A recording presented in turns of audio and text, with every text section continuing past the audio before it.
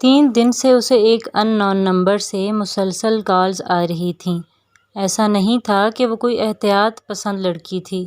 ان نون number پہ باتیں کرنا اس کا پرانا مشغلہ تھا، مگر ابھی اس کا ایک نیا دوست بنا تھا تو وہ کیسے انجان کے ساتھ روابط بڑھا لیتی۔ مگر اس نمبر کی پابندی سے آتی کالز کے ساتھ جب اسے ایک خوبصورت نظم میسج میں بھیجی گئی تو اسے پڑھ کر وہ نہ رہ سکی اور جواب میں لکھ ڈالا، بہت اعلیٰ، زبردست۔ رپلائی آیا، اعلیٰ لوگوں کے لیے اعلیٰ ہی لفظ استعمال کیے جاتے ہیں۔ وہ خوشی سے کھل اٹھی اور پوچھا، دوستی کی شرط لگائی ہے کسی سے یا ایسے ہی نمبر ملا لیا؟ دوستی تو ہو چکی، اس کے لیے شرط ہی نہیں خلوص کی ضرورت بھی ہوتی ہے۔ ارے واہ، ایسے کیسے دوستی ہو گئی؟ میں تو آپ کو جانتی بھی نہیں۔ اس نے اپنی طرف سے تھوڑا فاصلہ رکھنے کی کوشش کی، ورنہ اندر سے اسے بات کرنا اچھا لگ رہا تھا۔ اگر دوستی نہ ہوتی تو میری نظم پہ واہ کی بجائے نمبر بلاک ہوتا۔ وہ چپ رہی۔ تھوڑی دیر بعد SMS آیا، میرا یہی نمبر واٹس ایپ پہ ہے۔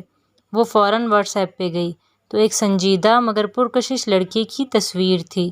اسے وہ اچھا لگا، مگر اسی وقت اس کے موجودہ بوائے فرینڈ کی کال آنے لگی۔ اس نے ریسیو کر کے کہا، تھوڑی بزی ہوں، تھوڑی دیر میں بات کرتی ہوں۔ اگلا واٹس ایپ اس انجان کو کیا، یہ تصویر آپ کی ہے؟ جی۔ آگے سے بس اتنا ہی جواب آیا۔ وہ سوچ میں پڑ گئی کہ اگلی کیا بات کرے کہ انجان کا واٹس ایپ آیا، عباد نام ہے میرا۔ اس نے جواب دیا، ہبا۔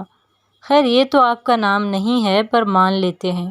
وہ حیران ہوئی کہ اسے کیسے پتہ چلا، تھوڑی پریشان بھی ہوئی کہ کوئی جاننے والا تو نہیں۔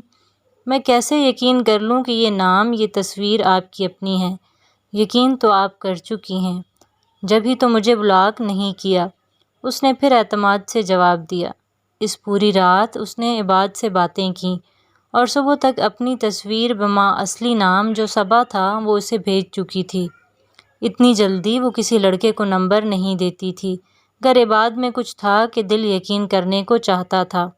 ایک ہفتہ اسی طرح واٹس ایپ پہ بات کرتے کرتے ان کی کال پہ بات شروع ہو گئی، لیکن ہمیشہ کال عباد کرتا کیونکہ جب وہ نمبر ملاتی تو ناٹ رسپونڈنگ جاتا۔ جب بھی یہ بات اس نے عباد کو کہی وہ کچھ نہ کچھ کہہ کر ٹال جاتا۔ پچھلے بوائے فرینڈ کو وہ بلاک کر چکی تھی۔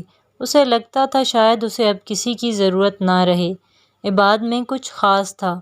ایک دن صبا نے بہت بےتابی سے عباد سے ملنے کی خواہش کی۔ عباد کچھ دیر خاموش رہا، پھر اس نے ایک جگہ بتائی کہ وہاں مغرب کے بعد پہنچ جائے۔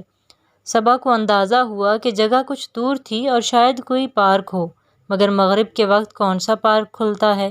شاید وہ اسے رش میں بلا کر بدنام نہ کرنا چاہتا ہو۔ اگلے دن وہ اپنی فرینڈ کا بہانہ کر کے گھر سے نکلی اور آٹو والے کو پتہ سمجھایا تو وہ چونکا، بی بی وہاں تو پرانا قبرستان ہے، آپ اس وقت قبرستان جائیں گی؟ ارے چاچا آپ سے جو کہہ رہی ہوں وہی کریں۔ آٹو والے نے اسے کسی قبرستان کے پاس اتار دیا، انتہائی سنسان جگہ۔ یہ ایک پرانا سا قبرستان تھا۔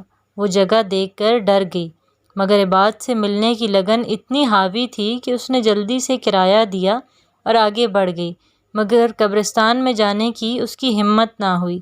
کچھ دیر اس نے انتظار کیا کہ شاید عباد اسے خود لینے آئے، مگر اس کی کال آنے لگی، قبرستان کے اندر آ جاؤ۔ کیا پاگل ہو گئے ہو؟ اس وقت قبرستان میں؟ پلیز تم کہاں ہو؟ یہاں آؤ، مجھے بہت ڈر لگ رہا ہے۔ وہ اب شاید خوف میں مبتلا ہو چکی تھی۔ میں کہہ رہا ہوں نا، کچھ نہیں ہوگا، اندر آؤ۔ اس بار اس نے تھوڑا رعب سے کہا اور وہ اس کی ناراضگی کے خوف سے اندر کی طرف بڑھی۔ اس کی ٹانگیں کانپ رہی تھیں اور ماتھے پہ پسینہ آ چکا تھا۔ عباد اسے کال پہ گائیڈ کر رہا تھا۔